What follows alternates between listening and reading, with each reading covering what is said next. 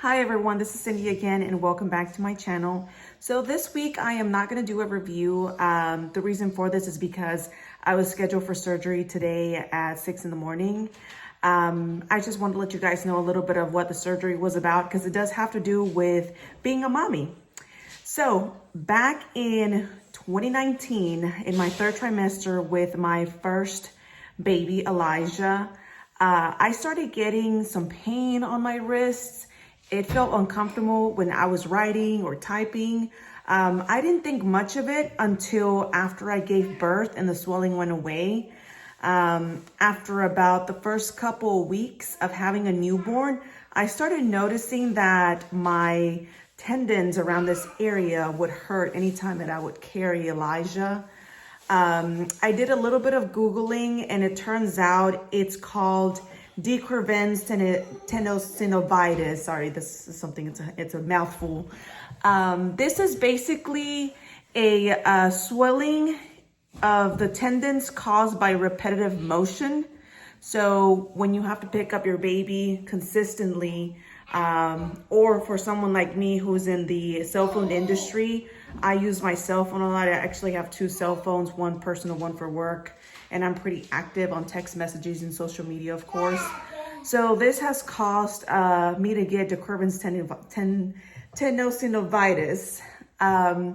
So what have I done to kind of treat it? So I started trying to do some exercises that I Googled and found on YouTube. That didn't really help very much. Luckily, I have someone that owns a hand therapy place. So I was able to reach out to them and they recommended me to get a splinter, something that would immobilize the movement of the thumb. Of course, at that time, that wasn't an option since my baby was still, very young. He was about 3 to 4 months. So he recommended me to get steroid shots. So I've gotten steroid shots on the tendon twice already. Usually the first shot should cure it completely about 60% of the time. But of course, I wasn't that lucky. I had to get a second shot in spring of 2020. And I believe this is because I had Elijah for 6 weeks straight when everyone was quarantined. And I had to carry him a lot. So I think that wore out the steroid shot. At this point, I decided that if it happened again, I was going to get surgery. And of course, came 2021 and I am due in July.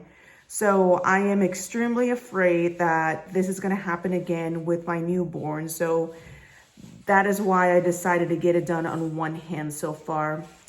So as far as the surgery goes, it was very simple. It was a procedure that took about 20 minutes. I was in and out of the surgery room in 20 minutes. What they basically did is release the tension that the tissue is causing on the tendon. So there is a tunnel, and I wish I can show you a little bit more. I'll show you with this hand. There's a little tunnel of tendons that go through your thumb. So making this movement here causes a lot of pain. That's because the tendons are swollen. So what the surgeon did is he cut the tissue that created the tunnel on those tendons to release some of the pain. He also found out that my anatomy of those tendons and that tissue was actually 2 small tunnels.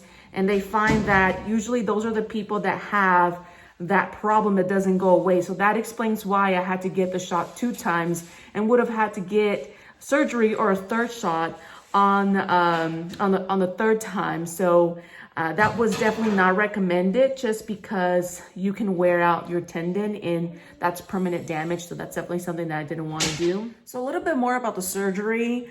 I'm actually 29 weeks pregnant and I spoke to my doctor and of course the surgeon guaranteed that it was safe for me to get the surgery done. They usually put you under general anesthesia, but since I was pregnant, they said that I could also do local anesthesia. So I didn't have to go under or anything like that.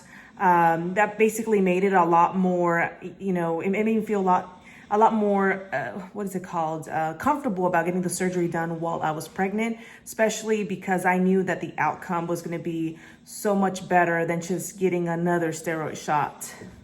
Recommendation. So if you're going to be getting the surgery done when you have a toddler, you are going to need help. So they recommended no lifting more than 20 pounds for the first 4 weeks.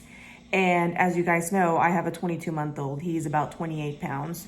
So I was very fortunate to have someone that can come and help, and that's my mom. She's gonna be staying with me for a couple weeks until I'm able to carry Elijah.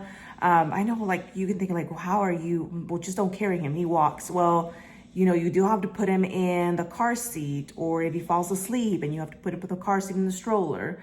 You still need a lot of help, and you want to make sure that you're not babying your surgery, that you have, you know, small movements and you can still pick up things, but picking up a toddler that's 28 pounds, that could be, dangerous for the surgery. Something can you can hurt yourself and things can go wrong. So for all of you ladies that are out there, especially after having a baby, if you notice that it's hurting very much anytime that you make this movement, or if you're holding a pan and you feel sharp pain on this area, it feels like sharps and needles, or if like someone is burning you in that area, it's super painful, especially late at night when you're changing your baby. I highly encourage you to seek out a therapy place or a hand surgeon, just so they can take a look at it. And if they do a diagnostics and they find that you do have the Quervains, shots work 60% of the time. If not, then surgery may be the other option. The surgery is not bad at all, so don't be afraid to get this done. It takes about 6 weeks to recover 100%, but as you can see, I can still move my fingers. They actually highly encourage us to move your fingers around just to decrease the swelling, and also, you know, get used to, not just moving fingers around. But yeah, do not be afraid to get this surgery done. It is going to help you a lot.